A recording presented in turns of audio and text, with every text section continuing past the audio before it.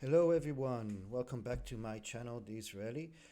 I want to thank everybody who watched my video that I put up yesterday. I was quite surprised how many people watched it. I would also like to thank anybody who commented. I am going to answer some of those comments today, and everybody who liked and disliked the video. Yeah, I appreciate it very much. I just hoped you watched the video all the way until the end before you decide to like or dislike it, um, because there's a lot of information there. Anyways, please, if you like this content, please like it, share it, and subscribe to the channel. It will help a lot in order to continue making these videos, even though I plan on doing it anyhow. Okay, so today I want to start with responding to some of the comments, and then I want to do what I originally wanted to do on this channel, is show news and articles and interviews from Israel in Hebrew, which I will help translate, so you can see how the communication, how the media in Israel actually functions, and what the Israeli people actually see. Okay, so I hope you're going to enjoy it, and I'm going to use the video clips in order to explain some of the situation in Israel, some of the political situation, the social situation, and what I think about it. Okay, so let us start with the comments. Some of the comments were quite interesting, I would say. I don't know.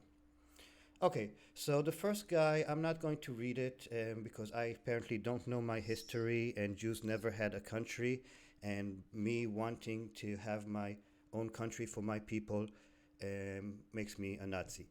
So I'm not going to answer this one. And then the second one is a bit more interesting. Are folks familiar with the term hasbara, the Israeli term for explaining? It is a combination of deflection, denial, and complication, takes to excuse crimes against humanity, in other words, propaganda. Chapter and verse here. Okay, so just like many people who use this, hasbara is not a secret thing, and it is an official thing. So I'm not doing hasbara because I'm not doing this in any official capacity. I represent only myself and nobody else. And the things I have to say piss off people from the left, people from the right, people from everywhere. And also, I get support from people from everywhere for my opinion, so I guess I'm doing everything well. Every country has its own explaining a foreign department. I am not part of it. But the important thing here is not whether I'm part of it or not. The important thing here is that you have this wonderful words that make this guy seem like he knows what he's talking about. Hasbara means explaining as if it's something secret, deflection, propaganda, and of course I'm excusing crimes against humanity by wanting to have a country. But he doesn't bring any examples in the video, and it's a half-hour video, of anything that I said which can be considered as propaganda or excusing crimes against humanity. But he writes it anyway, so there's no reason to answer that either, even though I think I have. Okay, here's another one. He's fear-mongering in this story. He plays down to the complexity in the region to be entertaining and push whatever narrative he feels like pushing. He's talking about Trevor Noah. His primary audience is the US audience. It's up to you to decide. I don't know. I think that many people are not exposed to fair and balanced information. And many people talk to people who are biased and have a one worldview. And I don't think Trevor Noah is ill meant. I think he made a few mistakes, and we'll see where he goes from there. I'm still a big fan of his. And I do think that putting humanity first is not a bad thing. I do think that hoping for peace is not a bad thing. I do think that all those things are good. Even though sometimes they're very difficult to actually do. It doesn't mean you don't have to strive for them. Here's another one who's against Trevor Noah, and I understand.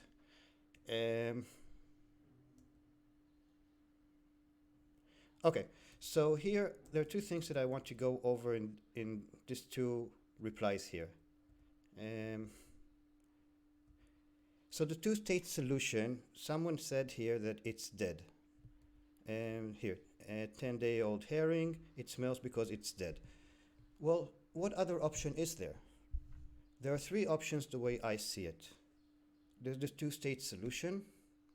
There is the one-state solution, which will actually mean that the Jews will lose their opportunity for self-determination, because it will not be a Jewish state culturally, and a state that can be a safe haven for Jews around the world as it is today, whether you like it or not. But there are 22 Muslim countries, Arab Muslim countries. There are much more Muslim countries. There are over 30 Muslim countries, I think. And there's only one Jewish state, and the way it should run that state, that is something that I have a lot of arguments about with people, but not whether or not it should exist as a Jewish state for the Jewish people. So a one-state solution is not really the solution. Of course, the third solution is one of the people, the Palestinians or the Jews, leaving. And that's not going to happen. Now, this is an important point. Neither the Palestinians nor the Jews are going to leave. Yeah? Which means that taking a side, good guys, bad guys, it means that you want one of the sides to lose, one of the sides to disappear. And that is agitating more bloodshed and more violence, because one of the sides has to lose, and both sides think that they're on the good side. That's the truth. The truth is both sides are going to be there, whether we like it or not. And I think it's important for both sides to be there because variety is important. Different cultures are important. So they're both going to be there, which means that we need to find a solution for both sides. And blaming one side or the other side is not going to help, because this is not a Hollywood movie where at the end the good guys beat the bad guy and the bad guy disappears. Nobody's going to disappear here. So we need to find a solution for both. And the two-state solution is the only real solution that can solve both problems. And just because it seems impossible doesn't mean we don't have to strive for it and give up on it. It is not a red herring. Now, I don't know the guy who wrote this comment where you're from, and if you have what I call a dog in the fight, whatever the solution or resolution will be will affect you. But me and the people that I know, it will affect, and it's quite important to reach the right solution, even though it's a hard one. So I think that's very important as well.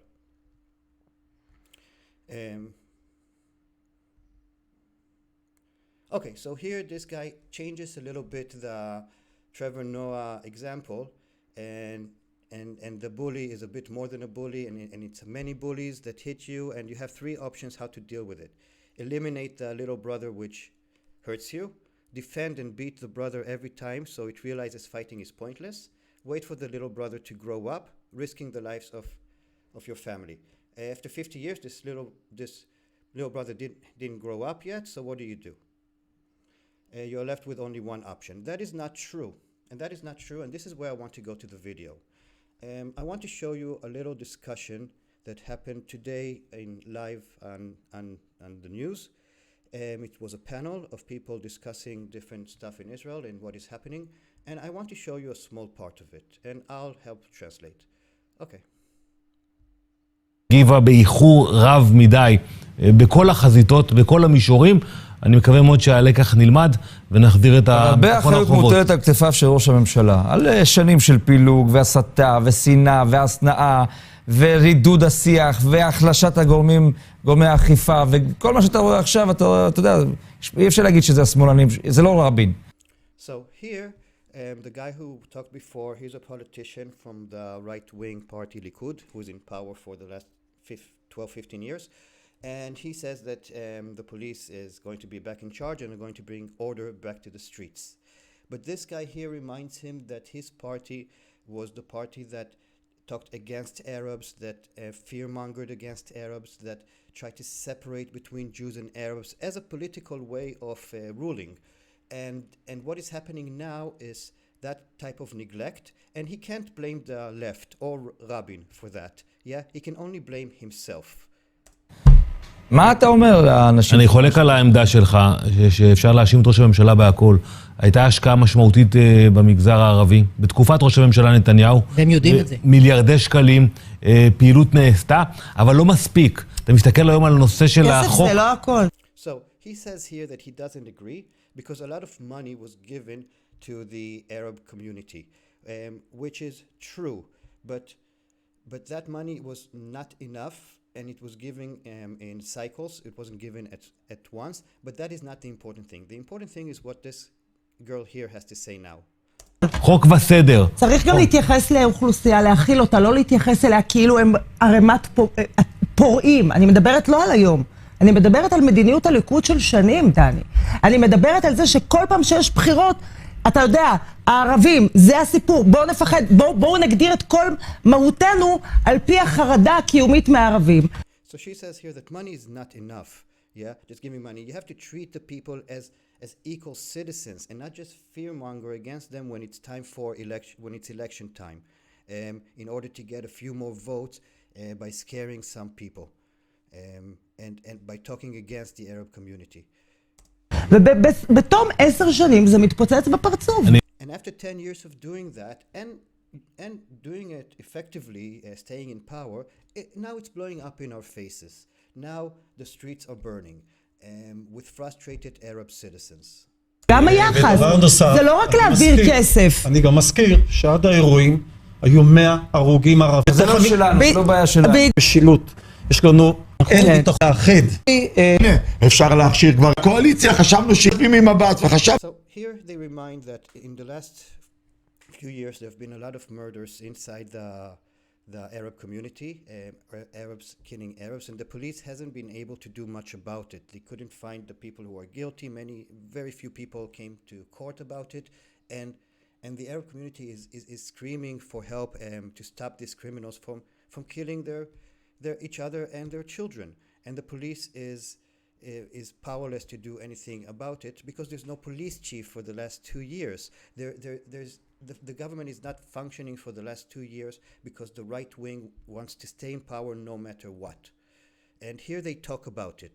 They talk about how this hanging to power by talking against the Arab community is now hurting the country. הנה ממשלה שבה תהיה שותפות של המפלגות הערביות, זה משהו שאולי מישהו חלם ורצה, והנה זה קורה. אגב, התחיל בזה ביבי, צריך לומר את זה באופן...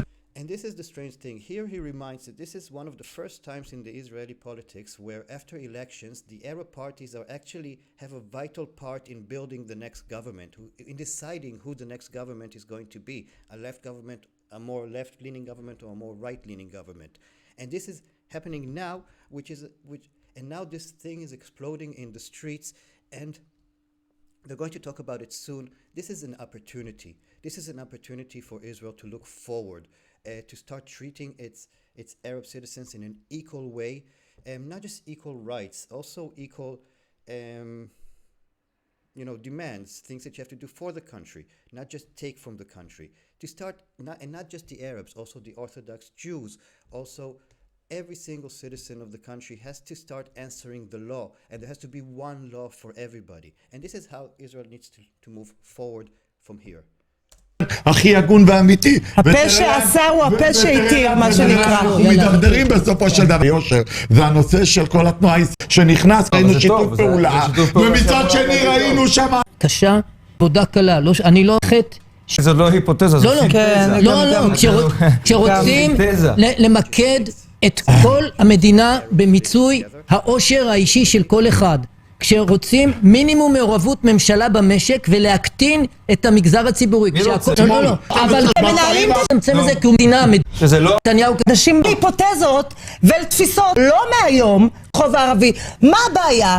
למר בנימין נתניהו, ראש הממשלה, הנשקים, גם אני עושה הפסקה. שליח של הנוספים, בויה מסתמדי, שאתם מצליחו מספר לא, אנחנו נמצא אותנו, מאשר משטרת ניו יורק לשנה, זה צבא וחמה, זה רכב חוד ארכאי. אנחנו מדברים על ג'י החמה. מצב. אומרים לך תושבי סדרות, אנחנו לא יכולים, זה הולך ומסתבך סביב עצמו, אנחנו מדברים, וזה יביא פתאום. So, I won't keep showing this for now. What I wanted to show is that on the Israeli news channels, they also criticize the government a lot. As you've seen, most of the debate there was criticizing the government. and there's a lot to criticize the government about at the moment. So in order to answer some of the questions, first of all, we have to stay optimists. We have to understand that neither side is going to leave that land, neither the Palestinians nor the Jews. They're both going to stay there. And the solution has to take both of them into consideration. And that's only a two-state solution. There's no other solution that's going to work. How is that going to function, the two-state solution? Well, both sides are going to have to be flexible and to give up on some things that are very important to them. And there are many other options that we have to stay alert for. Now, I also think, in addition to this two-state solution, I think that Israel shouldn't be the only country who is part of the peace negotiations with the Palestinians, because the Palestinians also have other countries that surround them, such as Jordan and Egypt. And Jordan and Egypt can also give up a little territory for the Palestinian future country, so they'll have a bigger country, a more sustainable country, and a much better future as a new country, as a young country. So I think Israel will have to give territories, will have to give up a lot of its demands, but I think also Jordan and Egypt should be part of this negotiation and also give something to the Palestinians from their side. Yeah, be it land, be it money, be it resources, be it whatever. And of course, there's a lot of conversations to have once people actually talk about it, and like trading territories between the Palestinians and Israelis. There are many options, but now it's not the time to talk about it because nobody talks about it, and that's the problem. So I think that both sides are going to stay there. Nobody's leaving.